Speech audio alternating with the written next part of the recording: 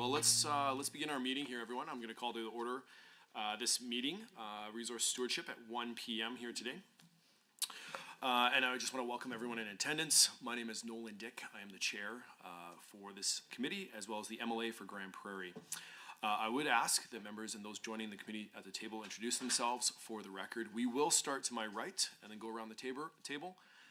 And then please introduce yourselves. And then afterwards, we will go to online. And while you're introducing, please turn your camera on if able as well for those joining us online. As well, just for the record, I will just mention a substitution here. Member Arcand Paul from member Calahoo Stonehouse. So welcome here. Thank you for joining here today as well. Greatly appreciated. And then let's start with introductions here to my right. Hi, Chelsea Petrovic, MLA for Livingston McLeod. Gareth Rosal, MLA for Million Lloydminster Wainwright. Brooks Argan Paul, MLA for Edmonton West Henday. Good afternoon, Heather Sweet, MLA for Edmonton Manning. Adam Cork, Legal Counsel. Good afternoon, Nancy Robert, Clerk of Journals and Committees. Warren Huffman, Committee Clerk. And now we'll go online. Excellent. And now we will go online. We will just start from those members. So if we can, in this order, go Member Yao, Member Aljanid, Member Armstrong Hominick, Member Sear, and then we will go with presenters afterwards. Tammy, I'm MLA for Buffalo. Najwan Al-Junaid, the MLA for Calgary Glenmore. Jackie Armstrong Hominick, MLA for Saskatchewan Vegreville. Scott Sear, the MLA for Bonnieville Cold Lake St. Paul. And I would also like to have our LA staff introduce themselves. Good afternoon, everyone. Abdulaziz Brughi, Research Officer. Okay. And then we also have Dr. Braun and Dr. Hutton. Feel free to introduce yourselves now here for the record as well. Hi, my name is David Hutton. I'm a senior fellow with the Centre for Free Expression at Toronto Metropolitan University. Hi, I'm Ian Braun, also a senior fellow with the Centre for Free Expression.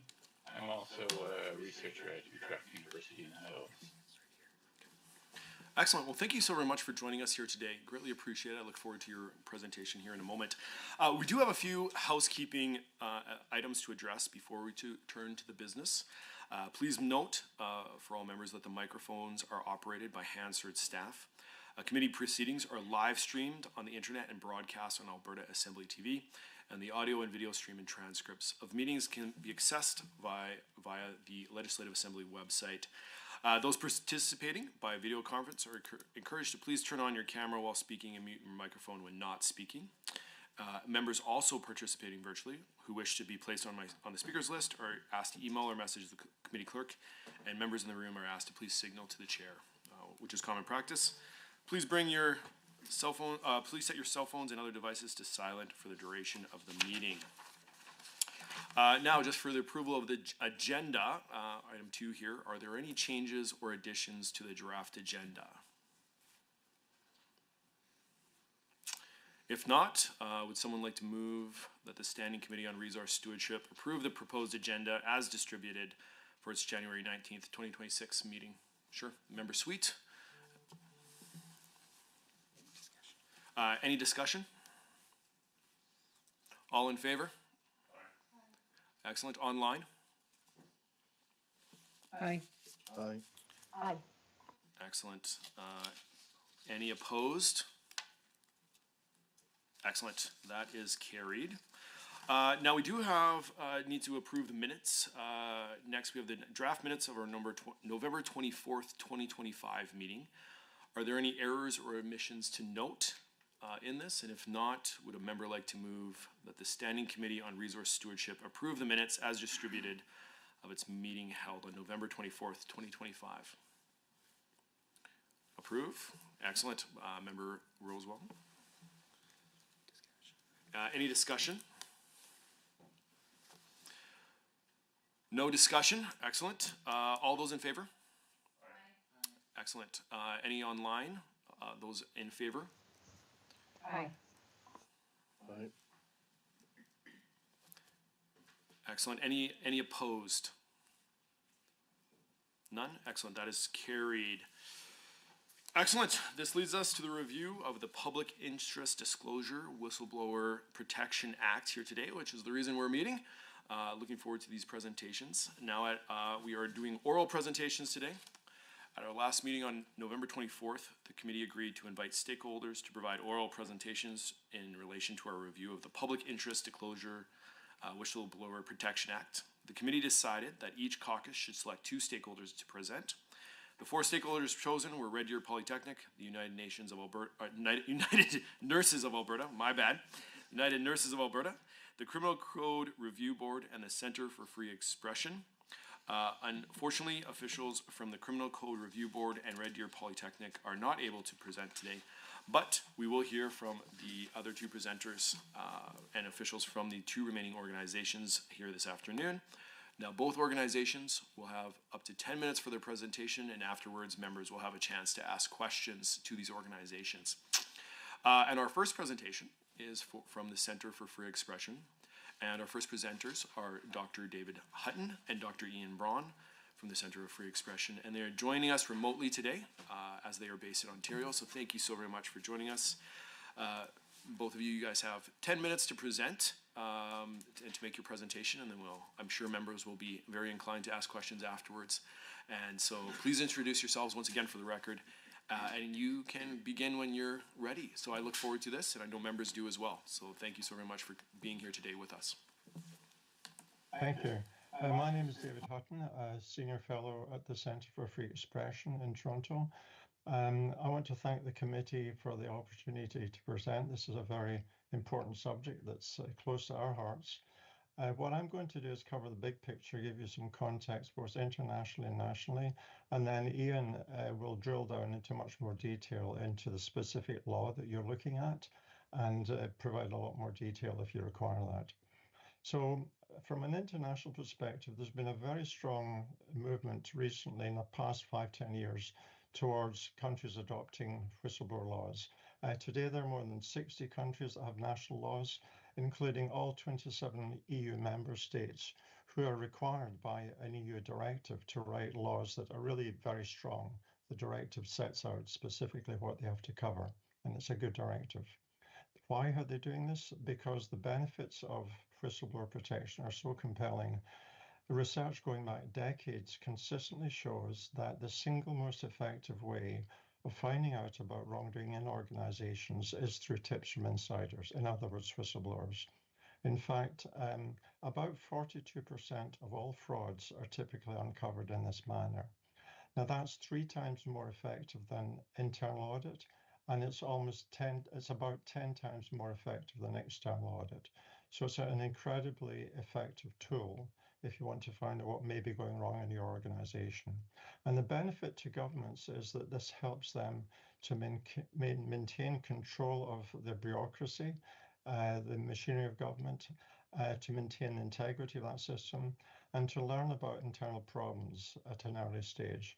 The worst thing that any senior leader or politician wants to have happen to them is to read about some major scandal in the media that they had no inkling that was going on within their area of responsibility. And what whistleblowers can do is to give you the chance to know about these problems and perhaps fix them before they get out of control and before they start making headlines. At a national level, the Canadian federal system is extremely weak. In fact, it's widely recognized that we have one of the worst whistleblower regimes on the planet. And in that respect, we're way, way out of line with all the countries that we would consider our peers and we would normally compare ourselves with. I'll give you a couple of examples of this. In about 19 years of operation, not a single whistleblower in the federal system has received any compensation for reprisals from the tribunal that's set up solely for this purpose. So it really does the opposite of what it's supposed to do. International comparisons done by experts give it a point score of either 1 or 0, where most of our peer countries would be getting 15 or 16 or 17 on a 20-point scale. And sadly, when this law was written, Alberta seems to follow the lead of Ottawa and put in place a law that has a lot of the same weaknesses. So I'm going to pass over to Ian now, who can give you a lot more detail. Hi, yes, thank you, David. I'm Ian Braun, and I'm with the Center for Free Expression as well. I'm actually joining you from the Netherlands right now. It's about 9 p.m. here. I want to thank the committee for inviting me, and I also want to thank the Public Interest Commissioner who has helped me in my assessment of this law. Now, I went into great detail to examine this law, basically clause by clause, as I did for every province, just to see how it was operating in practice and in theory, and how well it would measure up against best practices. Because we at the Center for Free Expression, David and I, developed a best practice standard, which was based on other ones. I can't go through all the points in that report. All I can do is encourage you to read it, or at least skim it, the major points that are in that report. But what I will do is I'll go over some of the key issues that are contained in the law. I'll start by looking at the enforcement. The use of the law has increased steadily over the years, and that is a good sign. The more use that a law gets, the more it suggests that the law is actually working. I know many people would like to think that too many reports is a bad thing. It's actually not. It means that the law is working properly. Currently, when the commissioner gets a complaint, they investigate about 12%, and they find wrongdoing in about 1 or 2% of the times. For reprisal complaints, they get about 4% findings of a reprisal. Now, these may not seem great, but it's not an issue necessarily of performance of the office. What it suggests to me more is that people in the public service don't understand how the law should work, and how perhaps to best make a disclosure, and maybe the law isn't working in the way that it should be, that complaints and that disclosures aren't being investigated in the way they should be. As to what's happening in the departments, I really have no idea. This is fairly reasonably reported in departmental reports, larger departments, but smaller agencies just don't provide this information, so it's completely opaque how it's working there. Typically, commissioners are the most professional and do the best investigations. What you need to understand is that whistleblowing laws, like Alberta's and the federal and all the other provinces, operate on a certain logic. The logic is that if you create a safe avenue of disclosure, then people will use that avenue to make their disclosures, and that will lead to more wrongdoing discovered and investigated. And that, in turn, of course, will deter more people from doing wrongdoing, and encourage more people to report. And ultimately, you want the public to have greater trust in the government. Unfortunately, the way the law is currently written, although it has some good points, it really can't accomplish this in the long run, I don't think. And rather than go through all the points, I will start with what is perhaps the elephant in the room, and that is that the whistleblowing law does not put the protection of the whistleblower front and center. I had once somebody I interviewed, they said, they put it so well, they said, if the whistleblower survives, the disclosure survives. And if the disclosure survives, the public interest is served. If the whistleblower gets destroyed, then you can basically forget the issue. So the key witnesses and the key problems in this protection is that I can bring up 6 points that are the major flaws that are contained in this law, and frankly in all laws across Canada. First of all, what can be disclosed is limited. For example, in Alberta, you can't disclose unethical activity. This is important because unethical activity is quite often the tip of the iceberg. There's probably more going on underneath it. So if you can't do that, and I would argue that the public would want unethical activity to be reported and investigated. The second thing that's wrong with the approach of this law is that the whistleblower really, after the disclosure, has almost no role to play. The whistleblower brings the issue forward, it gets taken away from them, and it gets investigated.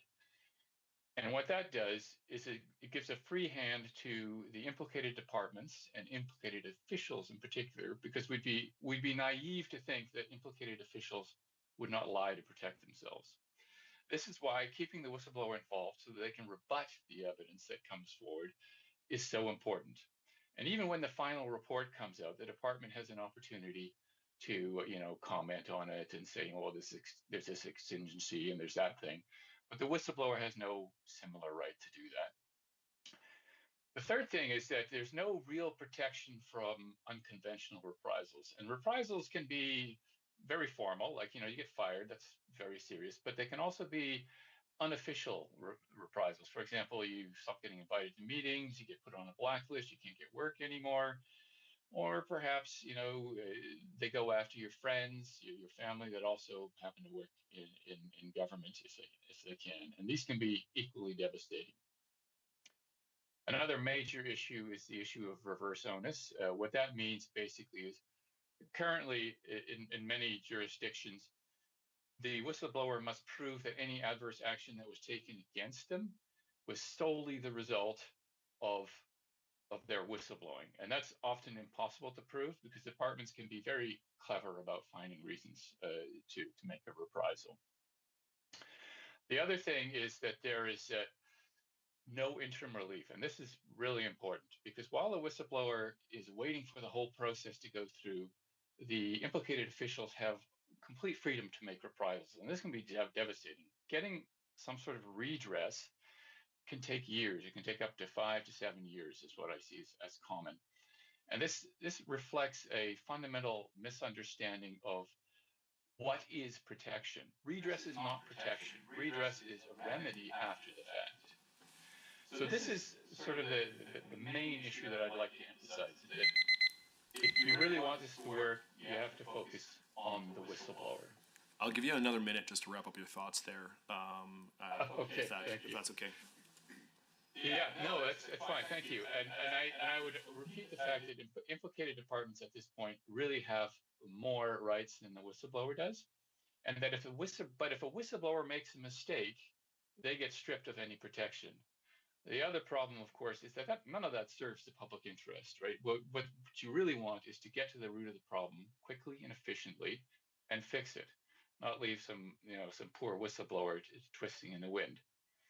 So if I were to revise the law, it would be to make that the central principle, make protecting the whistleblower the central principle. And I would also argue that chief executive officers of the department should be made responsible for the protection of those whistleblowers. Thank you.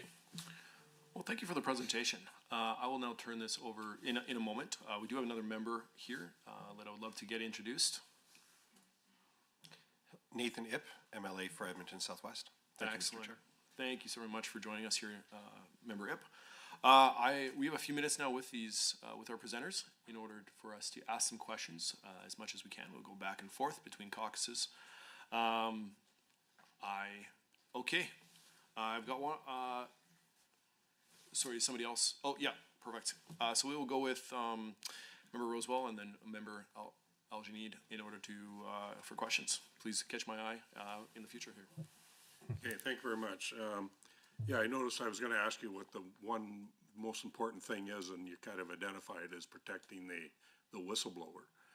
And so I've got, I guess in most working environments, if you've got a good working environment, people can bring forward issues and they get solved. But so I'm assuming that people try all that first, and then when they're at their wits' end, they have to be able to report to someone and then be protected. So if they're I guess part of my concern is this wrong or vindictive type of reporting, and I guess that's up to the commissioner to weed through that. So how do you protect this if you don't have the good working culture and you have to report to someone? How does the system protect itself that way? Can I ask, are you asking how does the system protect the whistleblower or protect itself from, it sounds as if you might be worried about inappropriate accusation or something. Yeah. Accusation, yeah. Right. Yeah, I mean, this always comes up. It's always a concern by people looking at the possibility of whistleblower protection. The reality is that this is very, very rare, and there are many, many other ways of dealing with it. You know, in every workplace, there'll be a few people that are, you know, essentially difficult and do things like this. But, you know, we've dealt with hundreds and hundreds of whistleblowers, and the overwhelming majority of them, almost everyone, is simply someone trying to do their job honestly, seeing something that went against their professional code of ethics, their personal morals or whatever, and started to take that. But typically, as you said, they typically take it up the line through their own management chain. And when they realize that's not working, and when they suddenly discover that things are going very badly for them in the workplace, you know, suddenly they're not a good employee anymore. Suddenly their personnel file is filled, all the awards and so on have disappeared, and it's filled with false complaints. Then that's when they reach out for help. And so the concern you have about false reporting, I think that's really not something that you should be worrying about. I would add to that and say that having an effective whistleblowing system is probably your best antidote to that rare event occurring. If you have a system that takes in the reports quickly and investigates them thoroughly, then it's a very, very foolish person who comes forward with a false disclosure. Yeah, let me add just one other thought, and that is that what your aim here is due process. And that means due process for the accused and for the whistleblower. And so due process protects everyone. It protects the public interest. It protects people falsely accused. It protects the whistleblower. And due process means very quickly getting into action to make sure the whistleblower isn't destroyed, and that his or her concerns are properly investigated. Okay, thank you. Excellent. Follow-up member, or is that okay? Excellent. Online, our next is member Al Janeed. Thank you, and thank you both for your presentations. I looked at your submission, and on page 16 specifically, you mentioned the oversight bodies, such as the Office of Public Interest Commissioner, and you named them as specialist organizations. And you're saying the findings of this report should apply as well. And specifically, I'm quoting here, departmental and agency processes are likely to be inferior to those of the Office of the Public Interest Commissioner. Can you tell us more? Can you add color to that? Are they underfunded? Are there structural deficiencies here? Is there limited independence since they are internal? I'm asking agencies and regulators, frankly, asking to be exempted of the act. So what do you think of that? And if you can, maybe shed some light there.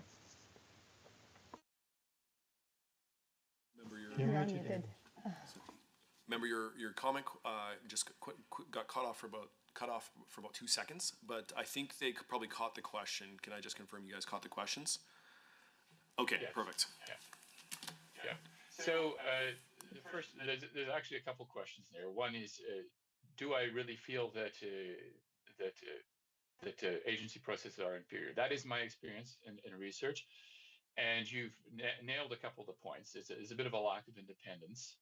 In fact, there is sometimes a problem that the investigator and the recipients of the whistleblowers can be subject to reprisals as well. This is why it's so important to have an agency above all of that can also receive disclosures. They also don't get quite as much training. I mean, I have to give kudos to the Public Interest Commissioner for taking on the task of providing training to these internal officers, because that's usually the job of a central agency of the government, is to make sure that they're properly qualified. But of course, the commissioner in this case has stepped in to fill the breach.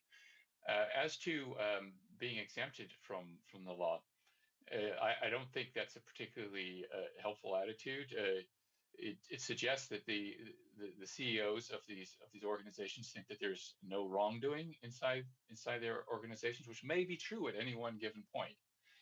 But I would argue to them that it's far better to have somebody internal investigating the wrongdoing, and that there be an opportunity for those reports that come internally to be escalated somewhere outside in case it's impossible to examine internally. Do you want to add something to that, David? No, I think that's a good summary. In many ways, that you cannot expect the departmental systems to work unless there's a strong oversight, which provides another pathway. And that means that effectively the departments are competing with the Integrity Commissioner to get at the wrongdoing first so they can deal with it. If there's no oversight body that can do the job, then the sensible strategy in many points of view is simply to cover up, because no one's going to discover it anyway.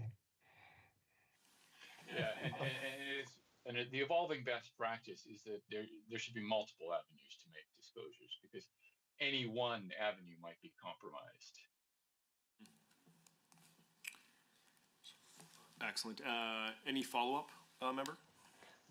Very quick follow-up. I don't want to eat all the time, but here, the agencies are citing that having they have their own internal process, and they're saying the act or another process can be confusing, can be bureaucratic, can be cumbersome. How would you address that? And they've had their process for 20 years, literally. So. Yeah, we hear this all the time, and it happens in the corporate world. It happens everywhere. And basically they're saying, trust us, we know how to do this, don't interfere. But I think we've just explained that, why having an oversight body that can step in when they're not doing a job is so important. Excellent. Well, thank you very much. Member Yao, please. Thank you so much, Chair. Appreciate that. And thank you, gentlemen, for presenting to us. I'm just going to get some clarity on your submission. You recommend proactive whistleblower protection informed by risk assessment with chief officers accountable for failure. Can you just emphasize or explain a little bit more about the proactive protection, what that would look like in a workplace setting, and what actions the chief officers would be required to make once the disclosure is made? And I just want to expand on this a little bit. There's always a concern about things getting weaponized, like systems like this. I think we all recognize the intent of a whistleblower act is to protect people so that they can identify the wrongdoings. But like with anything, things can be used in an irresponsible fashion and literally become weaponized. So how do we walk that line of a responsible system that doesn't get abused? Okay, I'll have a go at that. I think that what the proactive protection would look like is very different than what typically happens, which is to immediately identify the whistleblower as being someone who's at risk and to have a conversation with them. A lot of systems rely purely on confidentiality, and that's a very, very thin shield that's very easily penetrated, and the wrongdoers can find out who raised the complaint. What it would look like is conversation with that person, figure out in what ways they're vulnerable, who they fear, and go through a laundry list of things that could be done to avoid that. And Ian may want to expand a little bit on what other jurisdictions do. The point about irresponsible use of the system and weaponizing it, again, we really don't see that happening. And part of the reason for that is that stepping forward to blow the whistle on something is an extremely risky thing to do. So someone who's trying to weaponize this, there's almost no upside. I mean, without the strong whistleblower protection systems, you're going to lose your career. You're going to be out of there. You're going to lose not just your job, but your livelihood. So it's someone who's going to do that is clearly a bit deranged, and no system is going to protect against that. As Ian said, having a good whistleblower system is your best antidote, because you can act quickly, find out if there's any substance to the allegations, and it will immediately become clear whether the allegations were made on the basis of reasonable knowledge or just made up or even vindictive. You'll know very quickly. And many acts will include some sort of clause that says that an abuse of this process will result in disciplinary action.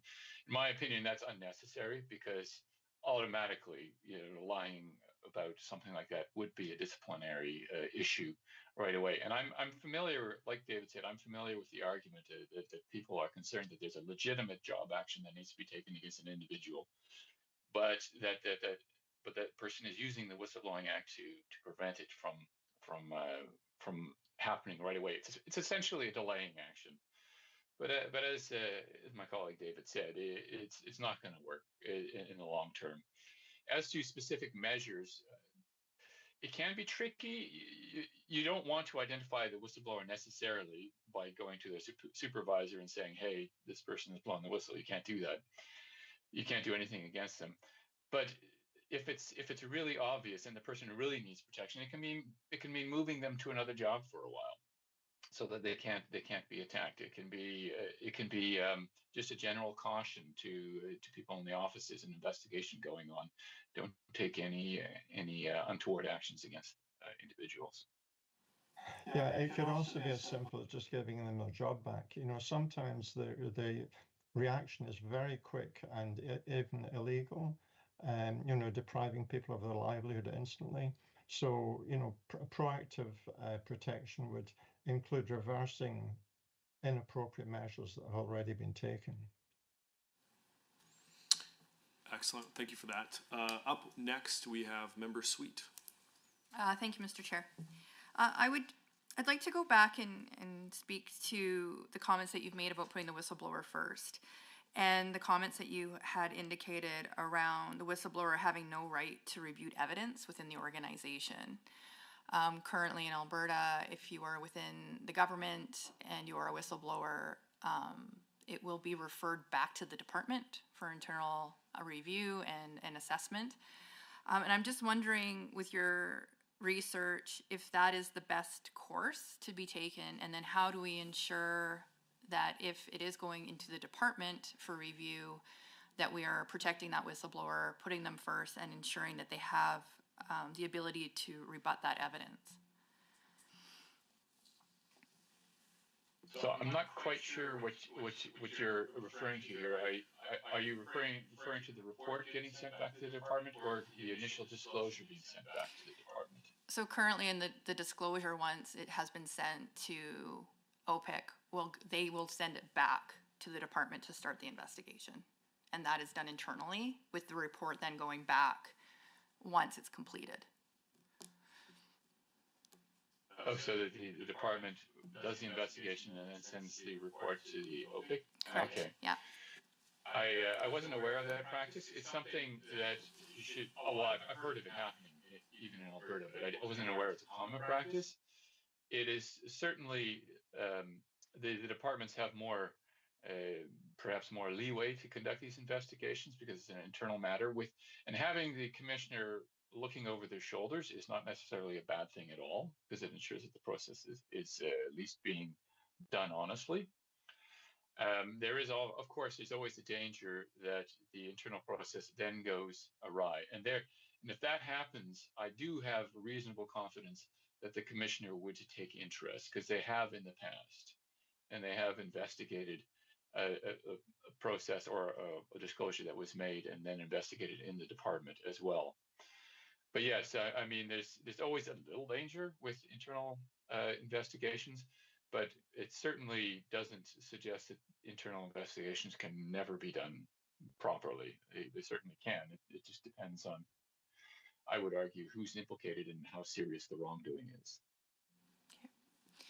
And then just for a follow-up, we've had some significant restructuring within some of our departments, specifically our health departments. And now we're seeing that we're going to have public sector workers working within public agencies that are also public dollars being put into private agencies. And so we may have staff that are working within two different sectors of the same department. I'm just wondering, through your research and looking at other jurisdictions that have that public-private healthcare delivery system, if you have any areas that we should be watching or be aware of to ensure that whistleblowers are protected. This is sort of a very broad, almost a philosophical problem. Should should public money always be subject to public scrutiny? And I would argue yes. I mean, if public money is being spent, then there should be some avenue to investigate wrongdoing. Now, both David and I will argue immediately that whistleblowing law should apply to all sectors, public and private. Everything should be covered. But if we're just going to cover the public sector, then it should be anything that public money goes into, and anybody investigating it should have the authority to go into the private sector and demand evidence if that's where the trail leads. Yeah, I'd reinforce that. I mean, it's one of the many serious weaknesses of the federal law that the commissioner can't actually conduct any investigation that involves the private sector. And, our view is that they ought to be able to follow the money, to use that expression, and have the full powers to do so, to compel evidence and so on, to go on site, to confiscate evidence.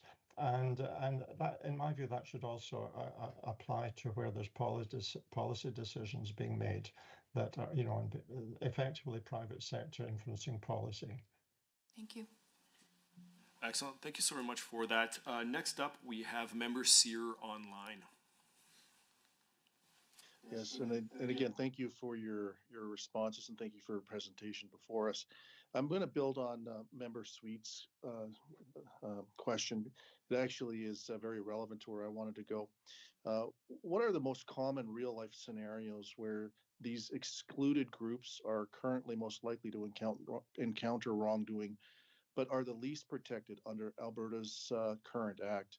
And I guess opening this up, because you're saying that it's all workers that you're hoping to be included, but this includes our contractors, our interns, volunteers, and job applicants. So you're actually just including everybody under the sun. So can you give me some real world or real life examples of potential wrongdoing? Well, on excluded groups, one that I would immediately that caught your attention was job applicants, for example. I mean, it's going to be a pretty rare job applicant that's going to detect some wrongdoing in the workplace and then report it. But it can happen, and they shouldn't be negatively assessed and not get the job because of that. It's the same with people who are, say, interns or who are, on probation and not a full employee yet. They should be protected because they are particularly vulnerable. The type of person that can observe a wrongdoing and report it is certainly not just limited to paid employees. As to what type of wrongdoing they would see, I would suggest that depends on the department or the function that they're in. Do you want to add to that, David? Yeah, well, I just say that, you say we're covering everybody under the sun. Well, that, in our view, would be a good idea. But beyond that, if you look at the research that I referred to about the effectiveness of whistleblowing, it also shows that many of these tips that uncover wrongdoing come from completely other sources: customers, suppliers, citizens. Many people might be in a position to see something going on, which is a red flag in which they should report. The reason we tend to focus on people, employees, and the like, is that they are so vulnerable that they're under the direct, not to say that these other people aren't vulnerable in some ways too, but the people who are directly connected with organization, employees or whatever, they're the most vulnerable, and so that's the highest and the most likely, to be honest, to see wrongdoing. So that's why the laws tend to focus on them. And I have come across cases where outsiders from the organization have been punished as well. If you are, for example, somebody dependent on the services of, I'm going to give a very specific example, Veterans Affairs, and you fall afoul of Veterans Affairs, suddenly your benefits are very much at risk. And I would suggest the same is true of somebody who is who needs healthcare and goes to whistle on healthcare or long-term care. You might be a family member of somebody in long-term care who then observes and reports wrongdoing, and suddenly, you say it's your parent that's being taken care for in this long-term care facility is getting badly treated. That should also be covered. Thank you very much. Next, so I'm just going to ask for all our. We have 4 people left on the list, so we're going to make sure we have everybody on the list to be able to ask their questions. If we can just tighten up our questions and maybe our answers just a little bit. We got about 10 minutes left. We're going to extend our Q&A period by about 10 minutes. So if that's okay with everyone, we have a little bit of wiggle room here. But up next we have Member Ip and then Armstrong Hominick afterwards. Thank you, Mr. Chair. Just a high-level question, Dr. Braun. You had mentioned that there's frankly, some common problems or some problems that are sort of common with many whistleblower protection laws across the country. I'm just wondering, are there jurisdictions internationally or perhaps within Canada that have particularly strong whistleblower legislation that model some of the best practices that you've outlined in your submission? Well, as David has observed, the whistleblowing directive in the European Union is quite thorough and comprehensive. It has many of the best practices. As to specific jurisdictions, Ireland is often held up as a good jurisdiction, and you'll be surprised to know that Serbia also has quite good protections. What these do is say, for example, in Serbia, they require training of anybody who hears a whistleblowing case. They require specialist training before they can hear that case. And that made a real difference to the outcome for whistleblowers, because many jurors don't understand the kind of the imbalance of power between the whistleblower and the institution that they're pitted against. That said, there is no perfect jurisdiction. There's always somebody who's trying to poke a hole in the existing law, which is what makes a process of review and improvement so important. This is actually one of the strengths of the Alberta law, is that you're required to review it every 5 years. And if it's working well, the law will be continuously improved. Follow-up? Thank you. No follow-up. Thank Excellent. Thank you, Member, for that question. We're going to go online to Member Armstrong Hominick. Hi, thank you, Chair. And thank you for the presentations. They've been fantastic so far. I will keep my question short, Chair. Gentlemen, you note that the workers lack a meaningful mechanism to escalate disclosures to the public or other channels if internal handling fails. In your view, what is the appropriate balance between confidentiality and accountability, and when, if ever, should public disclosure be protected under Alberta's regime? Thank you.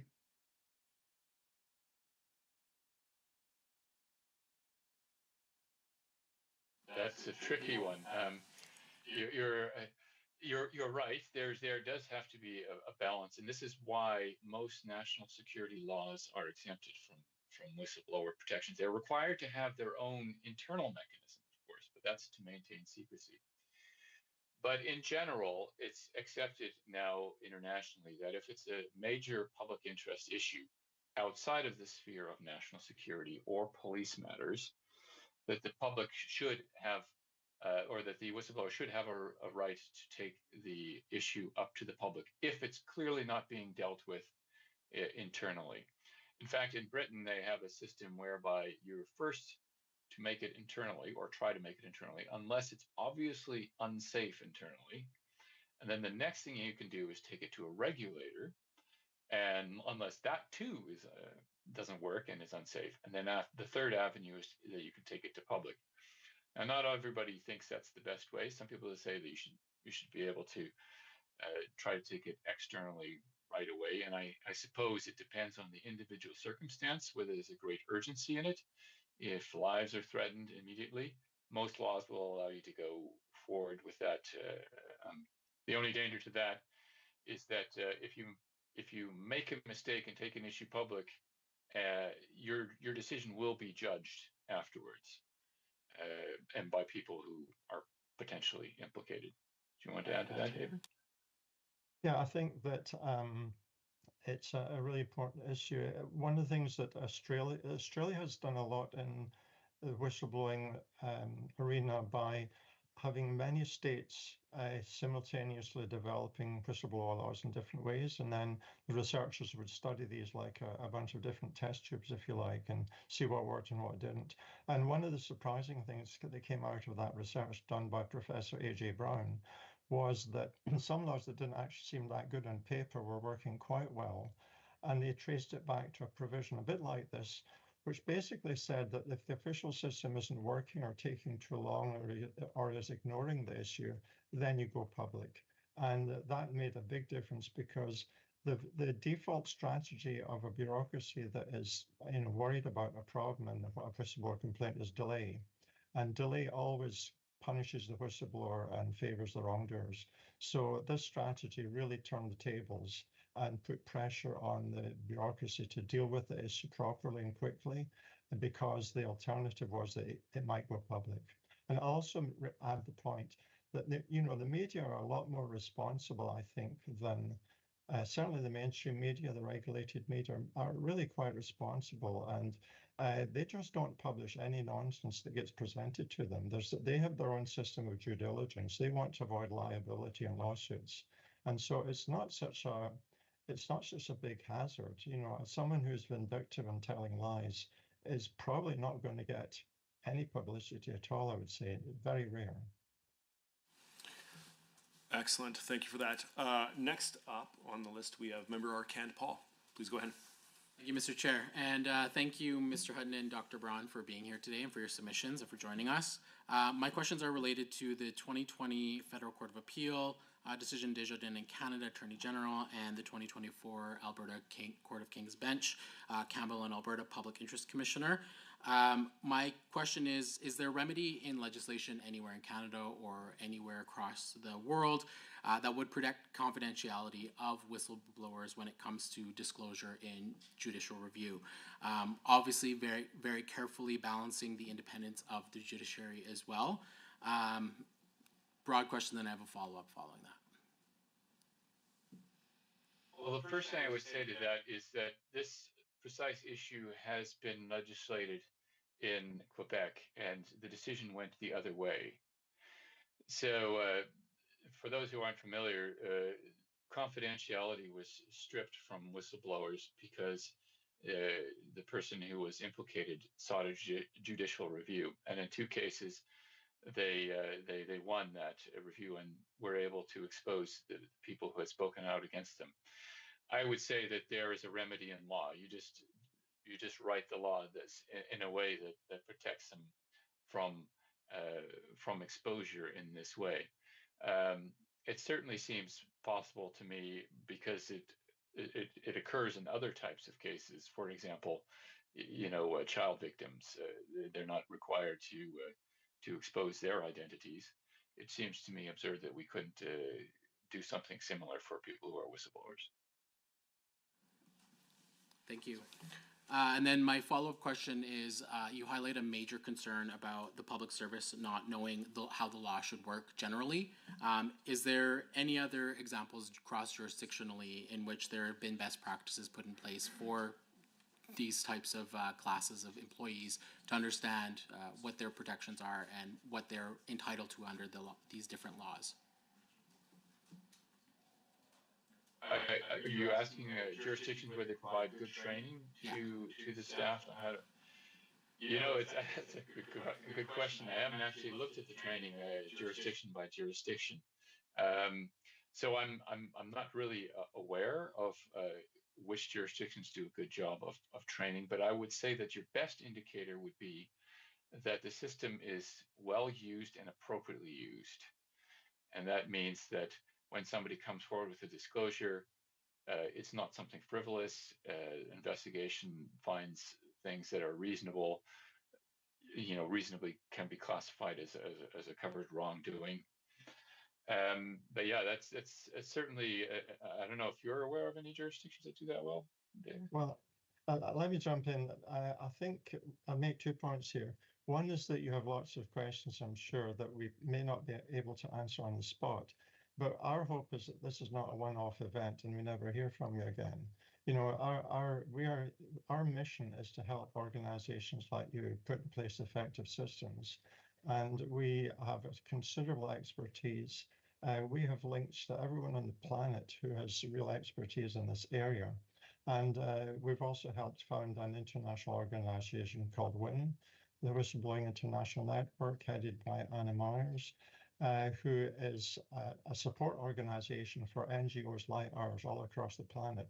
So if you're looking for best practice, particular jurisdictions are good at something, we're your go-to place to get that information, even though we might not be able to instantly tell you right now on this during this meeting. Well, and David speaking has actually triggered my memory. It's the Serbian system, for example, where they do require training for jurors in these kinds of cases. That results in better findings. Many jurors will resist this kind of this training, say it impinges on their independence. In Serbia, they've actually removed a juror, a judge from one of these panels because they discovered he hadn't gone through the training. And the result in Serbia has been that whistleblowers can very reliably, they can pretty much count on getting immediate relief from the reprisals within weeks with a very high success rate. And if you imagine the effect of this on wrongdoers, it's extremely powerful because they now realize they cannot simply silence and crush these people and keep them tied up in the courts or whatever for years. They're going to stay alive, they're going to stay in their jobs, and they're going to be able to contribute to the investigations and so on. And remember, these whistleblowers, one other point I'd like to make that came from previous questions is that you can look at whistleblowers not just as witnesses to some kind of wrongdoing, but they're very often subject matter experts in the area that you need to know about in order to detect the wrongdoing. A lot of wrongdoing is well hidden, and you need to be quite smart to see what's going on. And these are the people that have been able to spot the clues and have the subject matter knowledge to be able to see what's going on. And if we look at what's actually happening typically in the jurisdictions that I've looked at, usually there is some training at the beginning, at the hiring process, and maybe once or twice in a person's career on what to do when they see unethical action or they see a wrongdoing happening. And that is clearly inadequate. It should be considered a form of training that needs to be refreshed every year or two, I would argue.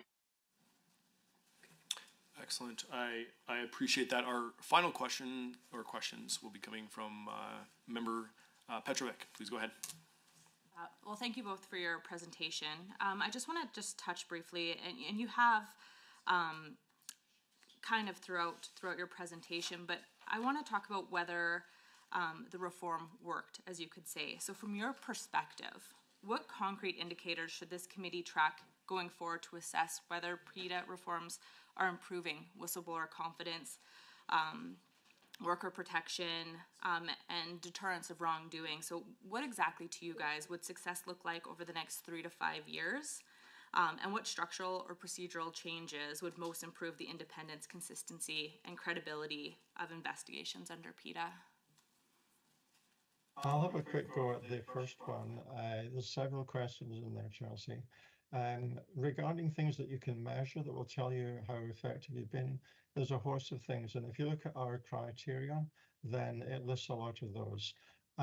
One of the key things that you should be looking at is what happens to the whistleblowers and what they feel about how they've been treated, whether they're still employed, what their career trajectory has been.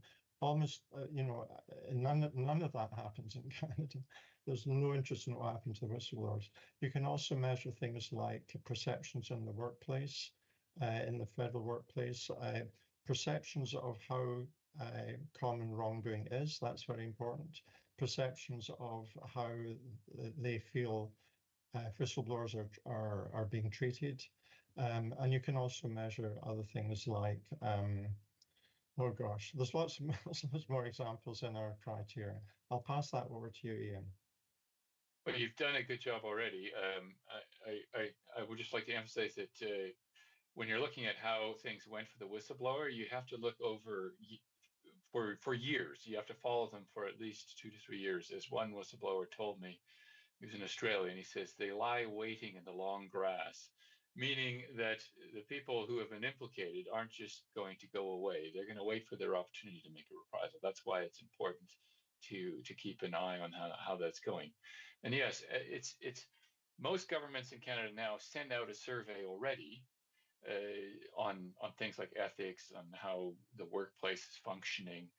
All you need to do is add a few questions about observed wrongdoing and how freely they feel to speak up about issues. That's one of the big things. When people feel comfortable in a system, they will speak up routinely about concerns to the point that it actually doesn't feel like that they're doing anything unusual anymore. They're just raising an issue. And this is why so many whistleblowers are surprised when they face a reprisal. They say, well, I was just doing my job. I was just pointing out that there was a problem here. And suddenly all my responsibilities were stripped from me. So that's a key factor. Yeah. Chair, can I just have one quick follow-up? Absolutely. Thank you.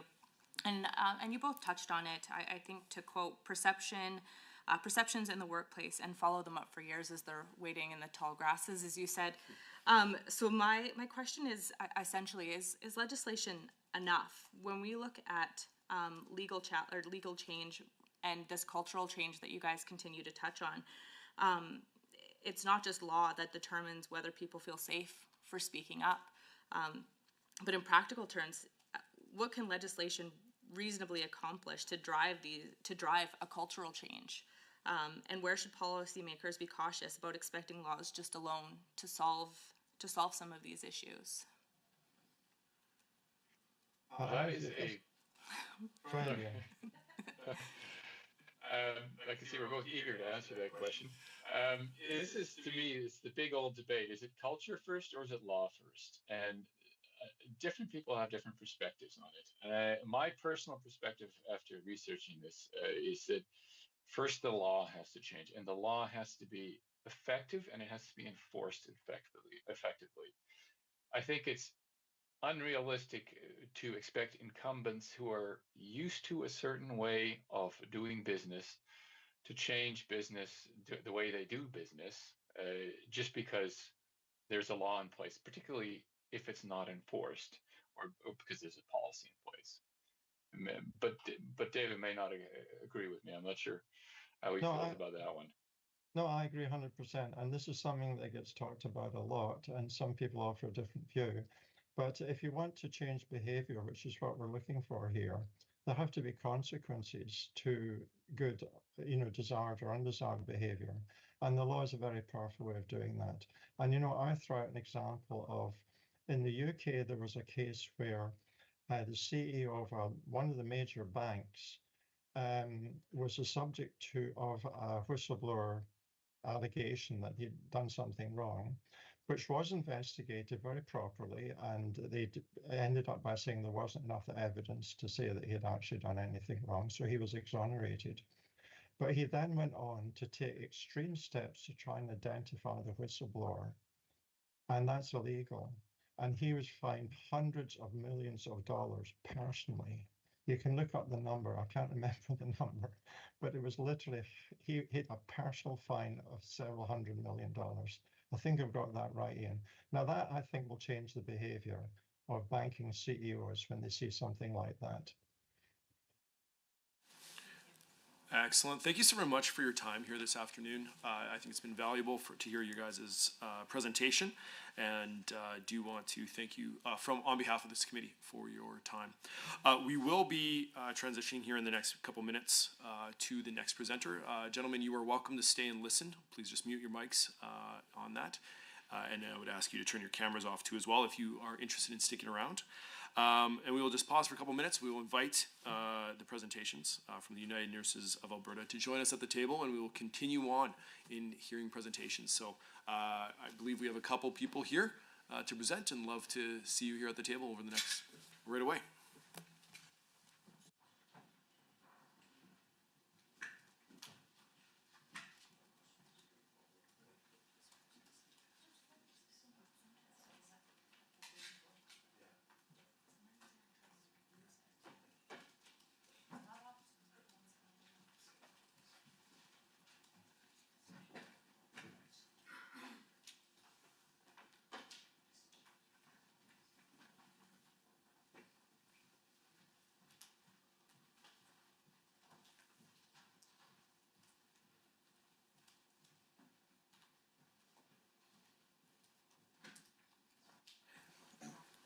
Excellent. Well, thank you so very much for joining us here at committee and taking the opportunity to come present. I look forward to your presentation. So we will be hearing from Ms. Heather Smith and Ms. Donna Lynn Smith from United Nurses of Alberta. What we have scheduled for you here today is about a 10-minute presentation. You don't have to take up the whole time, but feel free to. And then afterwards, we will ask questions for the record. So 10 minutes or so for you guys to present. But I would love for you guys to introduce yourselves for the record here today. And we will start with on my right, if you wouldn't mind. Go ahead. Hello, I'm Heather Smith. I'm president of United Nurses of Alberta. I am a registered nurse. Good morning. Can you hear me all right? Absolutely. My name is Donna Lynn Smith. I work with United Nurses of Alberta as a staff person, supporting nurses who speak up about their concerns about safety of the patients. But I'll just add that in my previous career, I was, for about 30 years, an administrator in the health system and also worked in the Alberta Public Service. So I do bring to this discussion a bit of a perspective, and I must say I very much appreciated the previous presentations. Thank you. Excellent. Well, thank you both for being here again today. Really looking forward to this presentation. I'm going to open the floor for you to present. So you have 10 minutes-ish, and we will go from there, and then afterwards we will turn this over to the members to ask questions. Good afternoon, Mr. Chair and members of the committee. I've already introduced myself. I do think it's very pleased to be here, and I echo Donna's comments. The previous presentation was incredibly informative and certainly gave me a lot to think about, and I had downloaded Mr. Braun's report and stuff, and so I'm really pleased to put it into perspective and identify a whole lot more questions on public disclosure, whistleblower needs. United Nurses of Alberta represents approximately 35,000, mostly registered nurses, but also registered psychiatric nurses and a few allied personnel, licensed practical nurses and others in smaller sites. I want to start by framing why this legislation is so critical to the members of United Nurses of Alberta. For a nurse, blowing the whistle isn't just a policy mechanism, it's an ethical obligation. Nurses are bound by a code of ethics and standards of practice. When they witness wrongdoing, and especially when they see something that endangers the life, health, or safety of a patient, they are required to speak up. But we must be honest about the reality of their situation. Speaking up against an employer, a superior, or systemic failure is very intimidating. It can carry serious personal and professional risks. For nurses to fulfill their duty to Albertans, they need to know that the system has their back. They need to know that effective structures exist to protect them from reprisal, and they need to have the necessary knowledge and awareness of those structures in order to use them. PIDA, Public Interest Disclosure Act protection, is one of those structures. Its existence is fundamental in enabling nurses and other healthcare workers to speak up and maintain the public trust in our healthcare system. Donna mentioned that she advises in terms of safety. She's what we call a professional responsibility advisor. And I raise that because professional responsibility is something that actually nurses here in the province went on strike twice to secure in terms of their ability to identify and bring forward concerns about incidents that threaten public safety, patient safety. We encourage the adoption of the recommendations from the 2020 to 2021 review. We applauded the changes made to the legislation in 2018, and another review was initiated in 2020, which led to important recommendations from Alberta's Public Interest Commissioner Unfortunately, those recommendations have yet to be adopted. Our message to you today is straightforward. It's time to finish that work, and certainly what we just heard in terms of how important protection of whistleblowers is, I think it's imperative that we move forward. We are encouraging this committee to review and implement the recommendations from the Commissioner's November 2020 report, as well as new evidence that has emerged since then. There are recommendations from the Commissioner's 2020 report that are vital for the health sector. Currently, there are gaps in the legislation that leave huge swaths of healthcare workers and vulnerable patients unprotected. Recommendation number 1 calls for enacting a regulation to include contracted service providers of public entities, contracted supportive living accommodations, long-term care facilities, and home care services providers are not currently covered under the Act. For example, a nurse employed by and working in a healthcare facility operated by Alberta Health Services is covered by PETA. A nurse working in a private contracted long-term care facility is not. The Office of the Public Interest Commissioner has explicitly reported having to decline investigations into complaints from these sectors because of the lack of jurisdiction. A very dangerous blind spot. We are talking about nursing homes and seniors' lodges, whatever else we have in this world, changing world of continuing care. These are high-risk environments with vulnerable patients. If a nurse in a contracted senior care facility sees negligence or wrongdoing, they should have the same protection as a nurse in a hospital. Patient safety in a publicly funded facility should not depend on whether it is privately or publicly operated. We ask for evidence-informed legislation. Nurses are required to support decisions with evidence-informed rationale. We are not the experts on whistleblowing legislation or best practice, but we can look to experts to provide guidance in this area, and I think we heard some of that today. Beyond the Commissioner's report, we must look at the recent independent analysis by the Centre for Free Expression, which released a comprehensive review of PETA in February of 2025, authored by the very man we heard today, Dr. Ian Braun.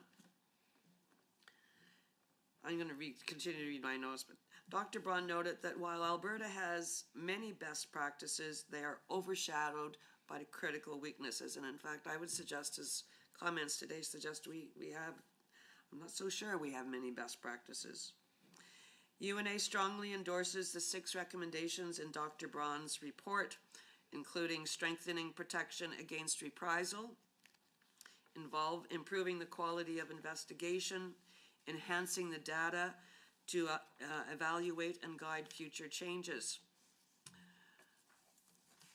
Finally, I want to address the invisible barrier to this act, the lack of awareness. And I think this was also raised by Dr. Braun. The best legislation in the world is useless if nobody knows it exists. Dr. Braun's report cited a 2024 survey by the Commissioner's Office. The numbers are very concerning. 2/3 of public sector employees were unaware the office existed. Only 5% could actually name the office. Over half did not know how to report wrongdoing. Currently, PETA does not set standards for employee training, another thing that just came up. A 2025 systematic review of why nurses blow the whistle found that a positive ethical climate is a key factor. We call it just culture. Nurses speak up when they trust their organization and have awareness of the tools and mechanisms that enable them to do so. I'd suggest to you the most powerful tool we have is our professional responsibility committee and process. We cannot build trust, and awareness in the dark. Therefore, we are asking that minimum standards for awareness and training be written directly into the Act. Every healthcare worker should know this safety net is there before they need to use it. Concluding my formal remarks, strengthening PDA should not just be a bureaucratic exercise. It is about ensuring that the nurses and all healthcare workers who care for your constituents in both public and privately operated facilities can report wrongdoing without fear of reprisal and have awareness of the mechanisms that enable them to do so. We urge this committee to adopt the recommendations from the Public Interest Commissioner and Dr. Ian Braun, including expanding the scope to contracted providers. By doing this, you protect nurses, but more importantly, you safeguard the health and safety of all Albertans. Thank you for your time today. Thank you so very much for the presentation. Greatly appreciated. We're going to open this up for questions here. Just give me 1 second. We've got about 10 minutes or so, and so we'll see where we kind of go. We can extend the meeting if people, but we would require unanimous consent in about 10 minutes. So we'll see where the questions go. If we want to extend, I just want to give everybody the heads up that would be the result of that. Right now, the list is online first. Member Sear, then Member Ip right afterwards. So Member Sear, please go ahead. Well, thank you, and thank you for your presentation. I know that for myself, I do want to make sure that my seniors, especially those that are vulnerable, are getting the adequate care that I myself would want when I'm their age and in their delicate position. You've already mentioned it, but your submission emphasizes expanding the PDA coverage to contracted home care and continuing care workers. From UNA's perspective, what specific patient safety risks arise from when contracted providers are excluded from this PDA coverage? It's kind of good to have a full understanding, if you will, of exact examples where the private and the public, I guess, would differ from each other, and how that could put my seniors at risk. Well, again, a real concern is that those in the private market world don't have the levels of protection, particularly if they're not unionized, that we have in our public system. As I mentioned, Donna is a professional responsibility advisor. Professional responsibility and reporting is part of our provincial agreement. As I said, we went on strike twice to achieve it. But that process and the collective agreement protections that it brings with it are not available in the private sector, particularly if they're not unionized. But even in the unionized environments, in terms of private for-profit and private not-for-profit long-term care facilities that we represent, it is often very, very difficult to attempt to achieve the kind of provisions we have in our hospitals in terms of professional responsibility. We have sort of, I see 3 tiers to it in terms of the best we have now, that in terms of our unionized environment, is what we have been able to negotiate into the provincial hospital agreement. The second best is what we have been able to negotiate it into some of the long-term care contracts. The third and the worst is where there is no such protection at all. And just on that, in terms of what we've been able to negotiate outside of the hospitals, again, the public not-for-profit or even private not-for-profit, long-term care facilities tend to be easier to negotiate protection like the professional responsibility process than the private for-profit. So there's sort of steps in terms of that. And again, the fears that employees have is one thing, the concerns that employees have, but of in greater concern is the fears that family, and they call them residents, I call them patients, in long-term care environments feel. It is absolutely, they are afraid to speak up for fear of reprisals.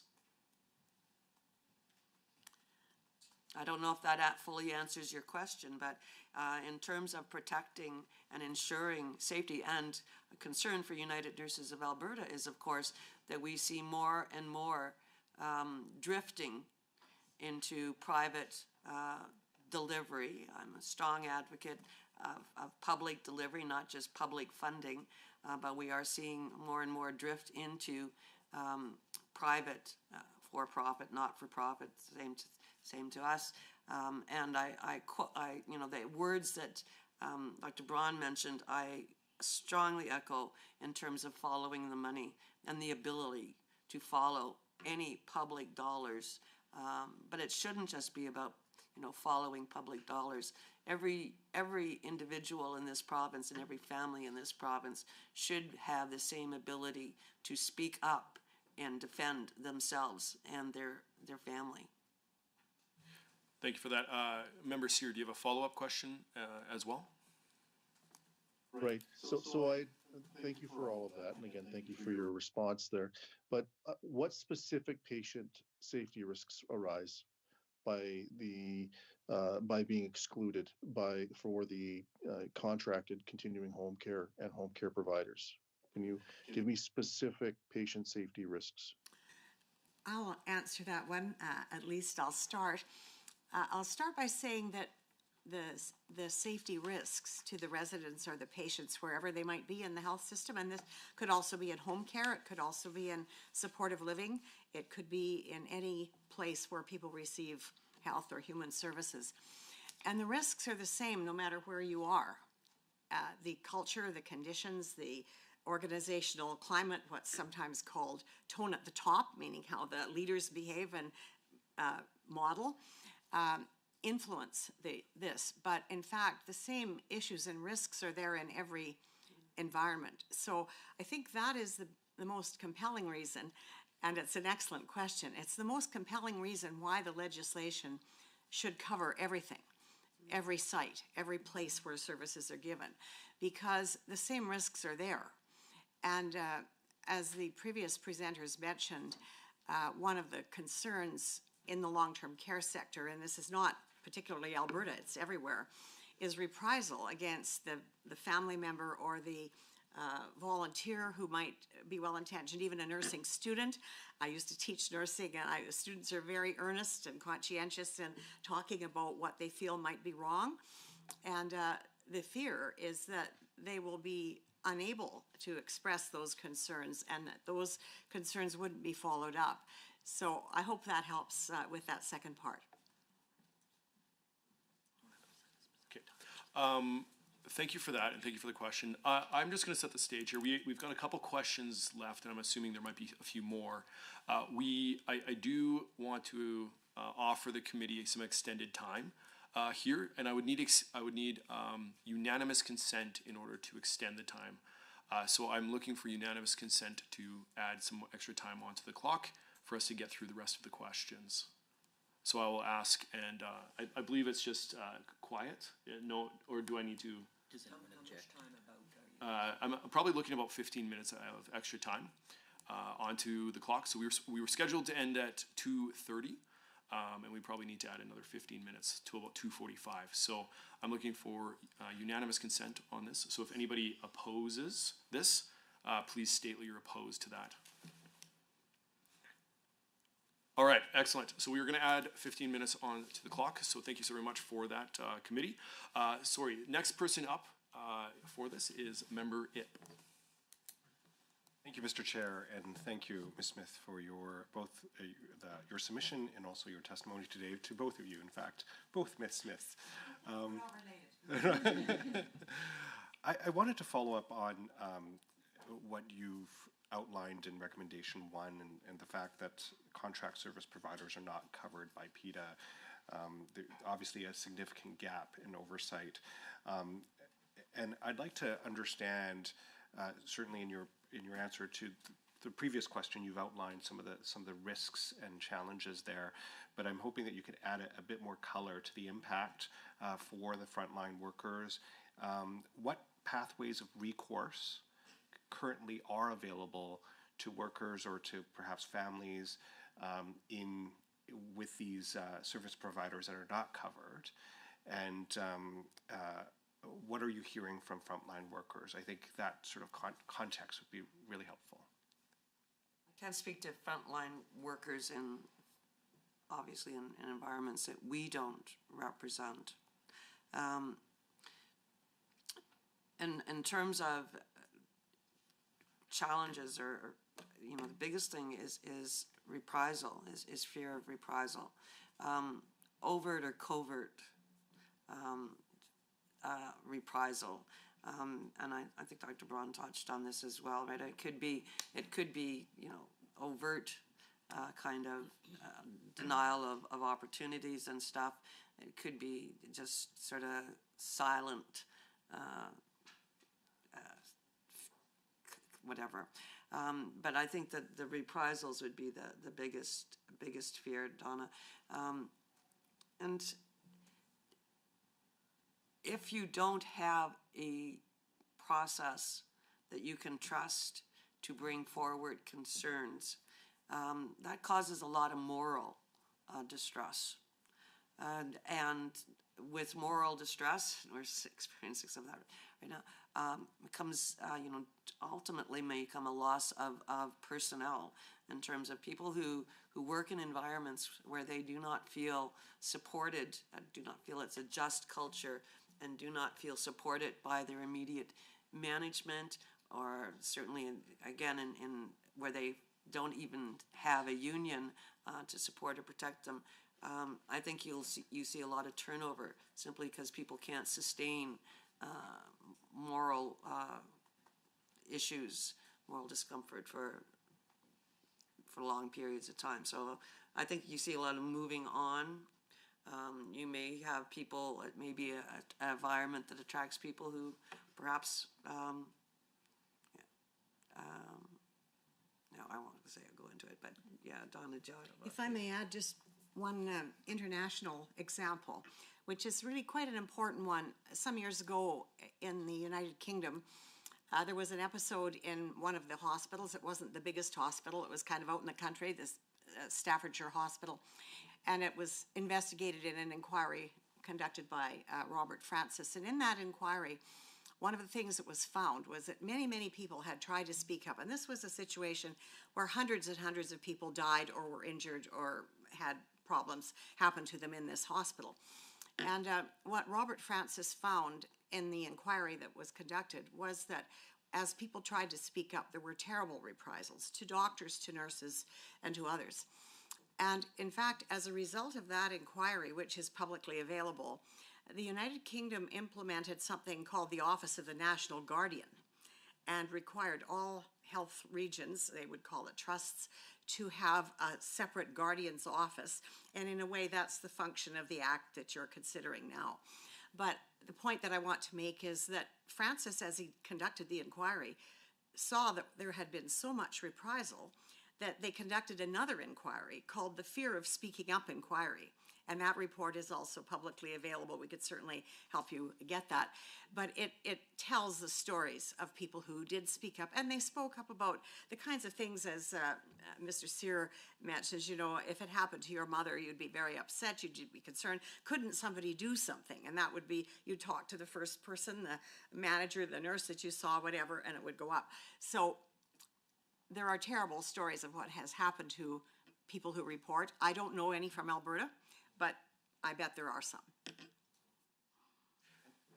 Just a quick follow-up. Real quick. Very quick follow-up, and you talk about how OPIC will decline investigations into complaints because it's sort of due to the lack of jurisdiction. Based on your experience, and of course you're not necessarily lawyers, but based on your experience, are there other sort of pathways available to complainants to be able to, or are they completely without protection, having not been covered by PDAT? Can you think of anything? are you asking, are there other pathways available to the person in a organization that's not covered? Correct. Well, like labor standards or something. Theoretically, there are. For example, there's something called the Protection for Persons in Care Act, and there is a reporting mechanism there, right? And there are other things like that. But I would say, from my experience, these don't really work that well either. They sometimes result in reprisals too.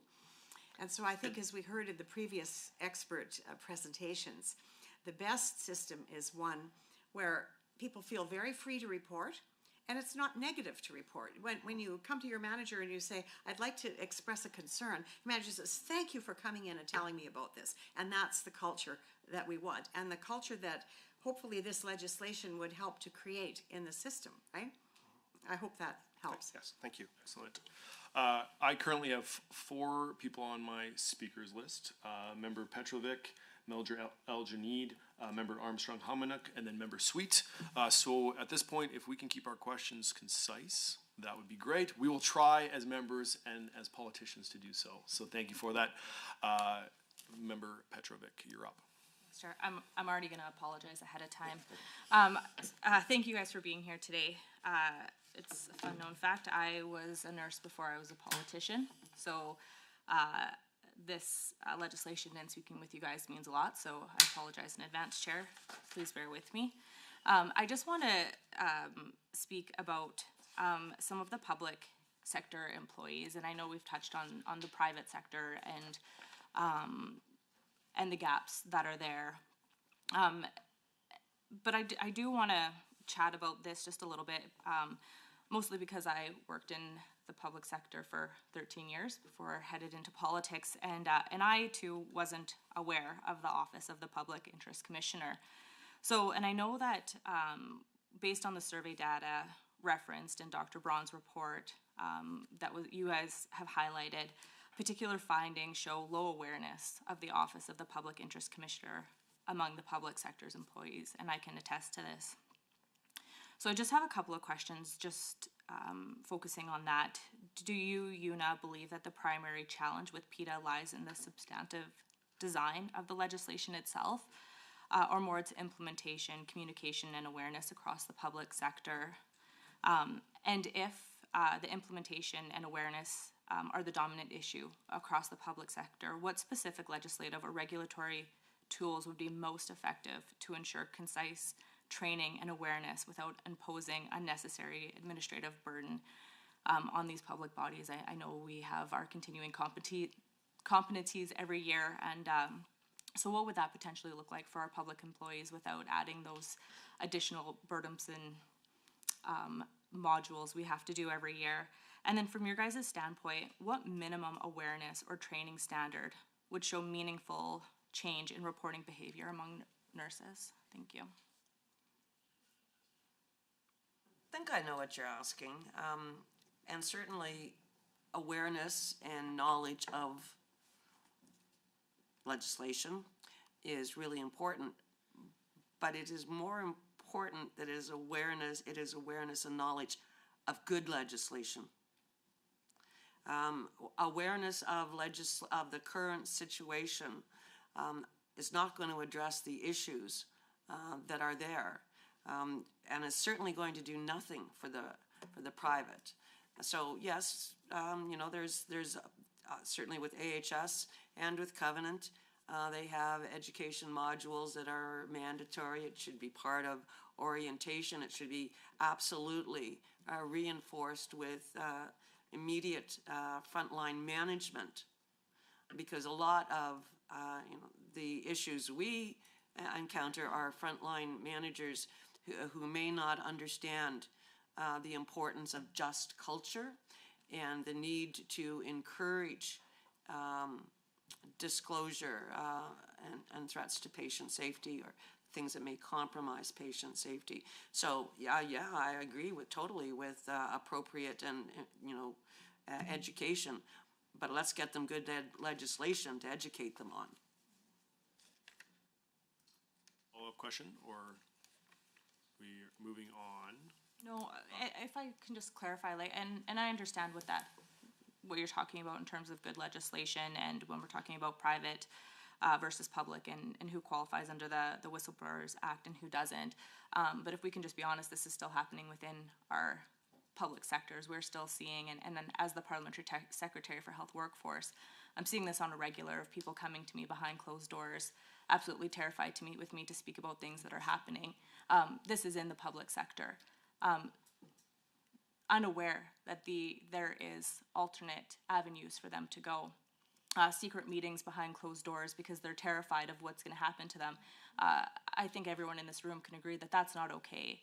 And so this is where, when we are looking at legislation, we are looking at this, when I have these healthcare workers come to me from all backgrounds and all stripes of life, and they're unaware of this, when we're talking about communication, awareness across the public sector, is there a minimum awareness or training standard that we should have for these frontline employees to ensure that they know what their avenues are, to making sure that they aren't having fear? We do have some of these protections in place for our public sector employees, and they're still within the culture of these areas, unaware of where to go or who to turn to. So from your guys' perspective, should there be implementation of this for these individuals and to have that awareness and the avenues to go down? Absolutely, there should be implementation, and I'm not sure which healthcare workers you speak to. We are the only, well, I think something may have recently come into the AUPE. We've had what we call professional responsibility since 1980 is when we achieved it. And we have had a constant uphill struggle, but with success in terms of making nurses, because I only deal with nurses, primarily deal with nurses, aware of how powerful a tool they have in terms of identifying patient safety concerns, and even more powerful because it is supposed to be a joint tool. And we have worked all these years in terms of what Sean Chilton said, turning the moment when a nurse identifies on a professional responsibility concern a concern, going from, oh my God, by the manager to thank you. And we continue that road, that challenge in terms, and we have made incredible steps ahead. Not all healthcare workers have that. Even in Alberta Health Services, we are the only ones with that. But I just, people do take risks, and knowing that what they consider a risk to them, whether it's real or not, but it all depends on how their concern is responded to. If their response is, what did you do or what did you not do, that's not the right response. A just culture is something very different than that. And we're not just educating nurses and the workers about what a just culture means. And we are still educating employers and frontline managers in many ways. Just as a fact, as a sort of a tidbit, our process, is very much related to a written identification of a concern. Last year, there were 3,005 professional responsibility concerns identified primarily in AHS facilities, because we don't really necessarily have the same process in all of our long-term care, the not-for-profits especially. But each one of those, if there's a system outside of the workplace that they are made aware of that will bring them support and security, I think that number would be even greater than it is. So yes, we love to talk to healthcare workers about their concerns and get them to come forward. But a culture change, a just culture change, doesn't happen overnight, but it will happen faster if there are external supports to that change in culture. And one of those supports is legislation that everybody supports and understands and respects and enforces. Excellent. So, committee, just for awareness, we are going to do the last 4 questions, and then we do need to move on to other business afterwards. So we are going to do Aljanid, Armstrong Hominick, Sweet, Arcan Paul, and then after member Arcan Paul is wrapped up his questions, then we will move on to other business here today. So we might be flexing that 2:45 a little bit over, but hopefully we can have some. We want to make sure we get all the questions in here today. So, member Aljanid, please go ahead. Thank you, and thank you both for being here and for the passion you're bringing today. I see in your submission you want the implementation of recommendation number 5 from the commissioner's report, which is to include all subsidiary health organizations under the Act. So my question is, to date, how has the exclusion of some health organizations impact nurses and families? These are not just numbers. Obviously, we're talking about Albertans. There's a human cost here. I have the Rocky View Hospital in my riding. It's a very busy hospital. I had my 2 kids in that hospital, so it's close to me and my riding. So are you able to share some examples, some stories here? How does this exclusion to date, how has it impacted nurses and families here in Alberta?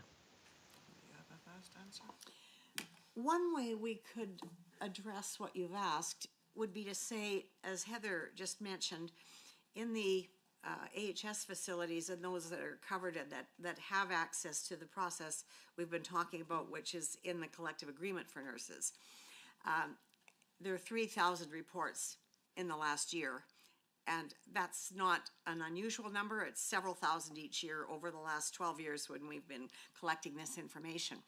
So if you were to say, percentage-wise, then how many beds and people are being cared for in the rest of the system.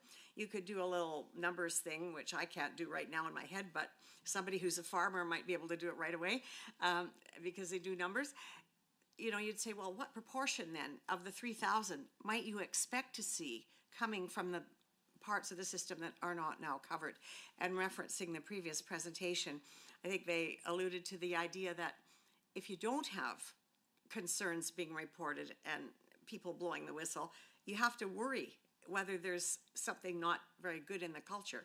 So we can't say exactly, but if you were to use that number 3,000, take the beds in the areas that are covered by the legislation now, and then do a proportion, you'd get a number of what you might expect should be happening, should be reported from that other system that's not under the umbrella now.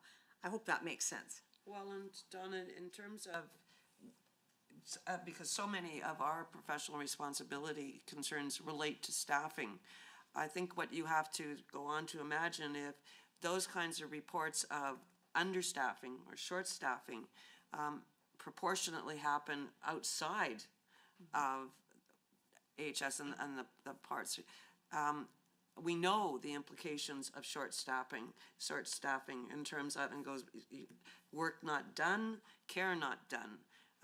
And whether that means that somebody in a facility is not turned, somebody is not fed, somebody is not mobilized. We came across, and this is one of your passions, and by accident actually, the rationing of diapers in long-term care, So you have to imagine if there are, and there has been, I am sure there has been, any kind of proportionate lack of or understaffing, you can pretty much imagine what's not getting done. Thank you for that. Member, do you have a quick follow-up question? Considering the time, I'll pass. Thank you. Thank you so very much. Really appreciate that. Member, we're turning online to Member Armstrong Hominick. Please ask your question.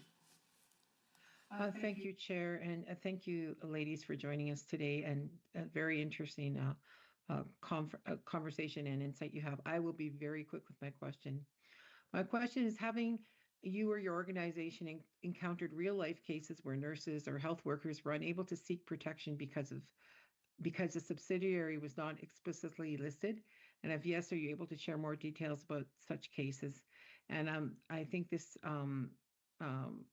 it's singled out in recommendation 5, which suggests including all subsidiary health corporations automatically are included.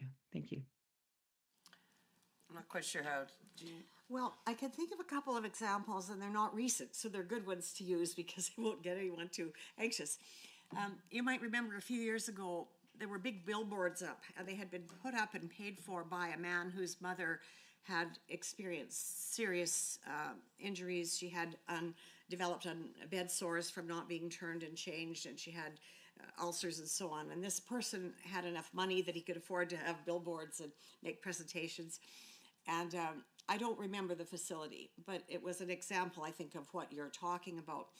Another example I can give, and I can't tell you whether it was a subsidiary one or not off the top of my head, but it was in central Alberta in a nursing home, and it was actually a nursing student who reported it. And actually, I think this was perhaps even in a Covenant facility, and there was an investigation, as should have happened. And this was I'm going to say, a positive example. So there was an investigation, there was a response, and there was what you would hope would have happened.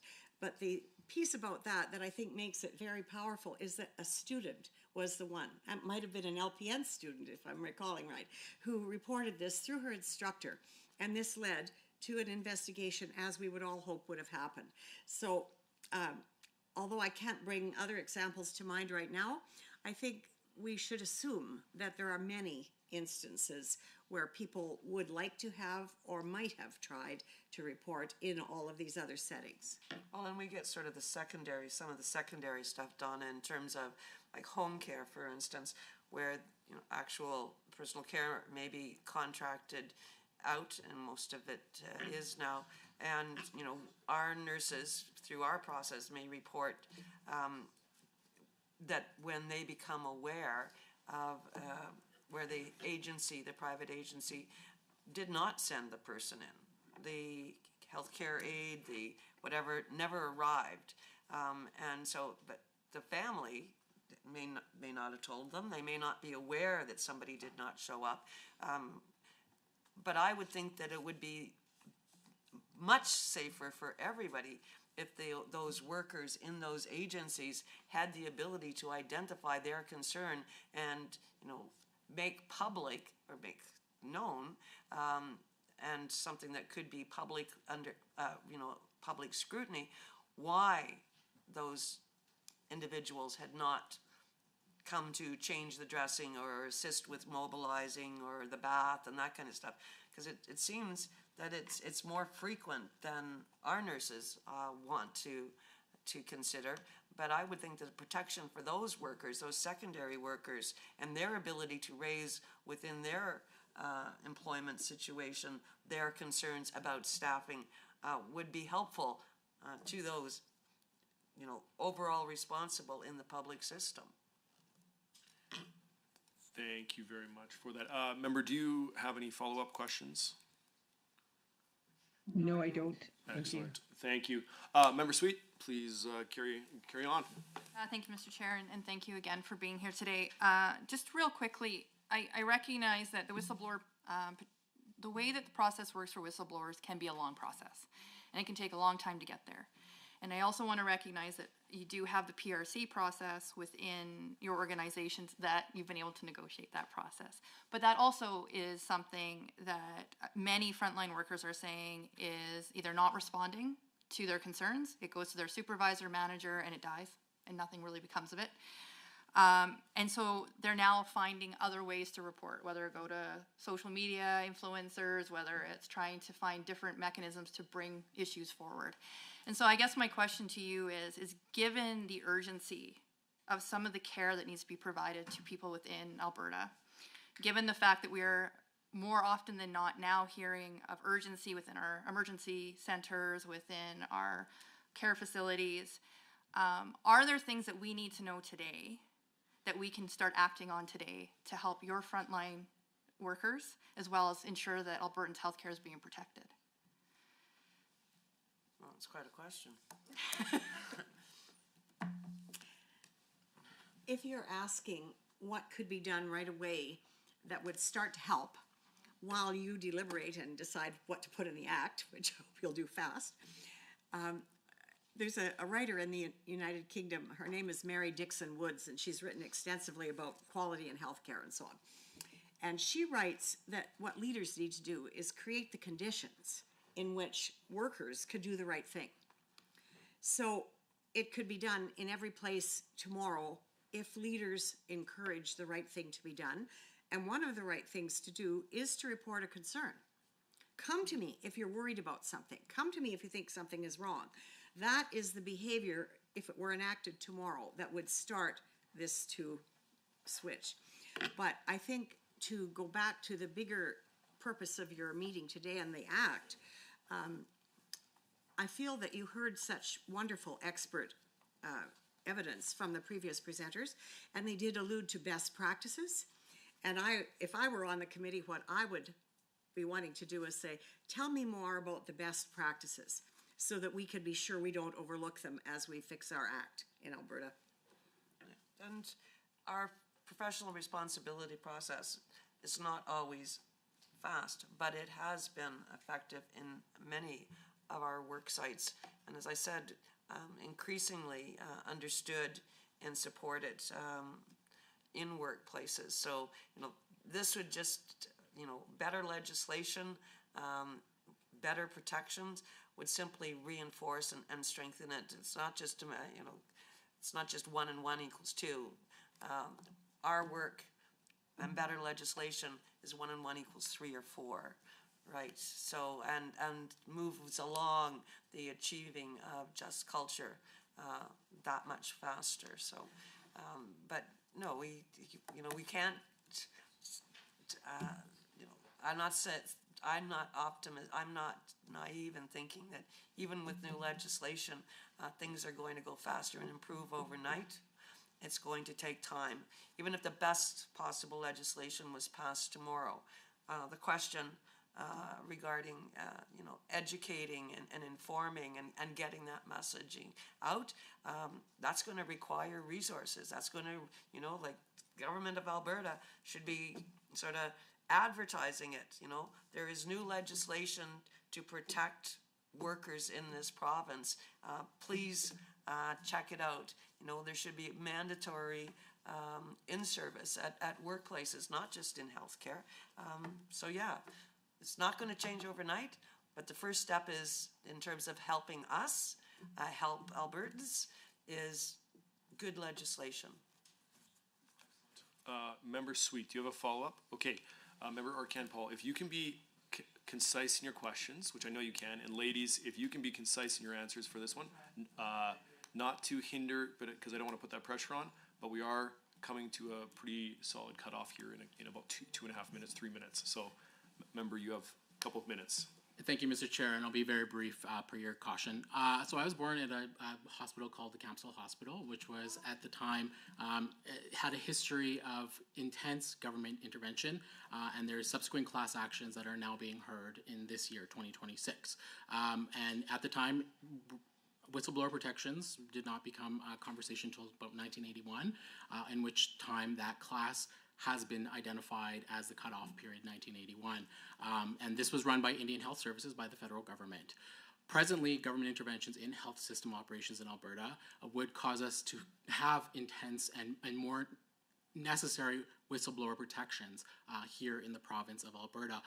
With regard to private delivery versus public delivery, which you've spoken at, Ms. Smith, and would your reiteration of recommendation number 1 from the 2020 report include a recommendation that private delivered healthcare to be included under this legislation to cover those nurses that might not be otherwise considered under UNA?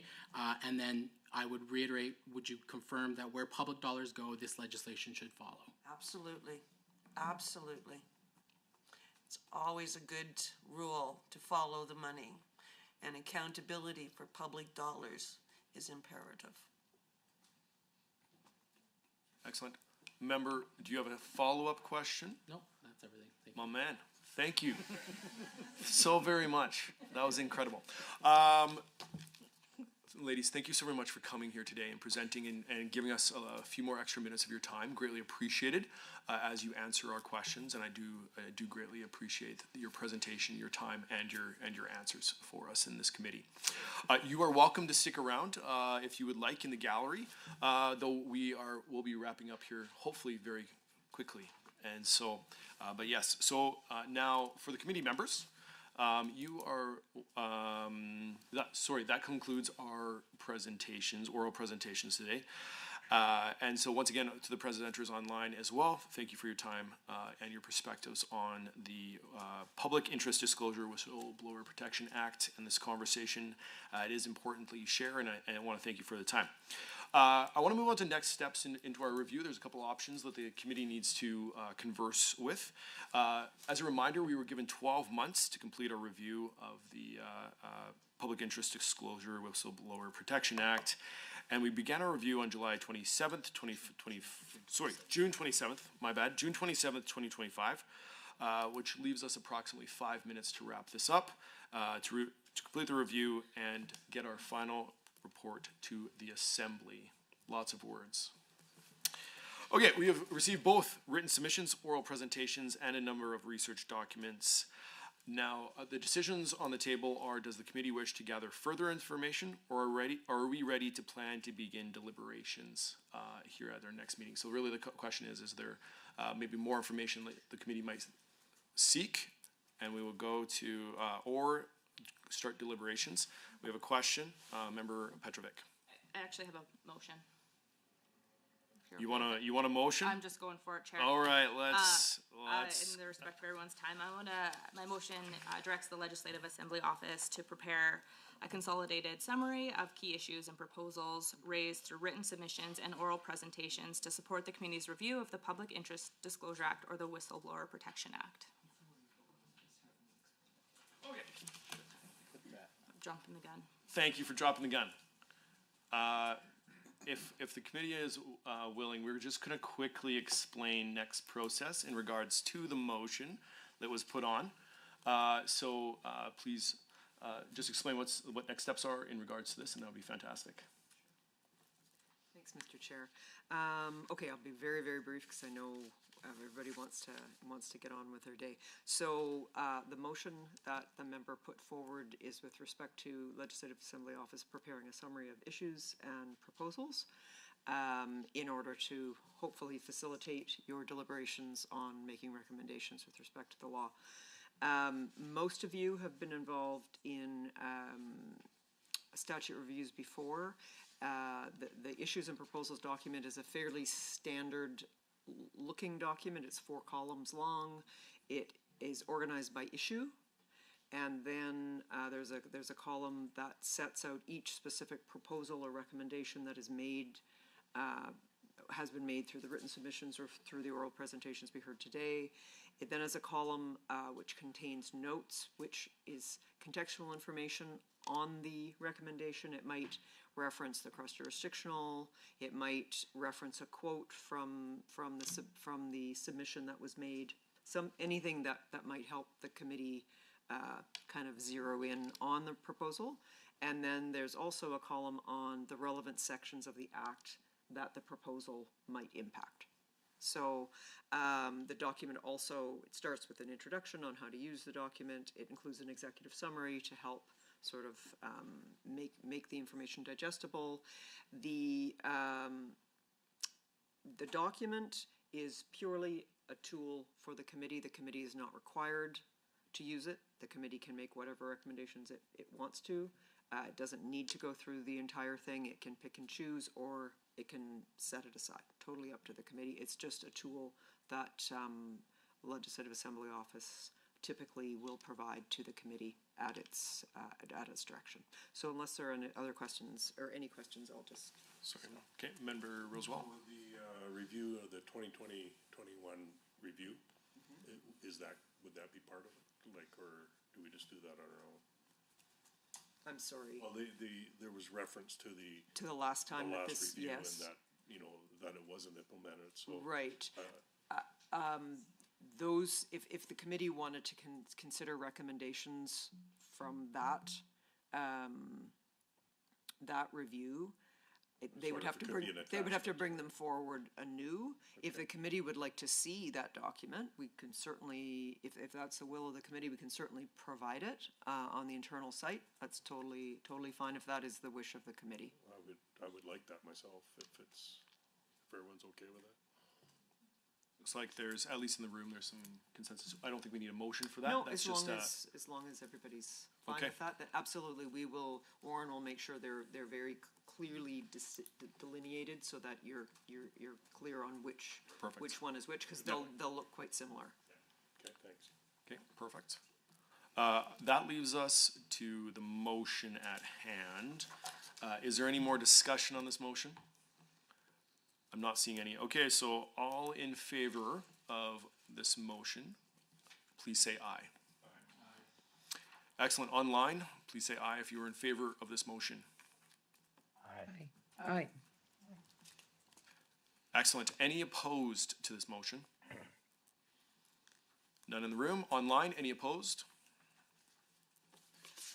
Excellent. That motion is carried. So our next meeting, this leaves us to our next meeting. We'll begin deliberations regarding any observations or recommendations the committee wishes to make with respect to its review of the Public Interest Disclosure Whistleblower Protection Act. We do not have a date scheduled for that meeting yet, but I would like to remind everyone that notice requirements are in place for substantive motions. As such, I would encourage everyone to provide your motions to the committee clerk as soon as possible after reviewing the issues and proposal document, which will be posted to the committee's internal website once it's completed. The staff of the Legislative Assembly Office are available to assist with any drafting motions, and please try to consult them through the committee clerk prior to the day that notice of motions must begin. Are there any questions on this process? None online? Perfect. All right, other business, on to other business. At our last meeting, the committee requested that Research Services provide supplemental information related to the cross-jurisdictional review prepared by LAO Research Services. That supplementary document was posted to the committee's internal site and members were notified. Are there any other items for discussion at today's meeting? None? Okay, excellent. That leaves us to date of next meeting. The date of the next meeting will be at the call of the chair. And I would now like to call for a motion of adjournment. Excellent. Member Petrovic, thank you. The January 19th, 2026 meeting of the Standing Committee on Resource Stewardship is adjourned. Thank you, members.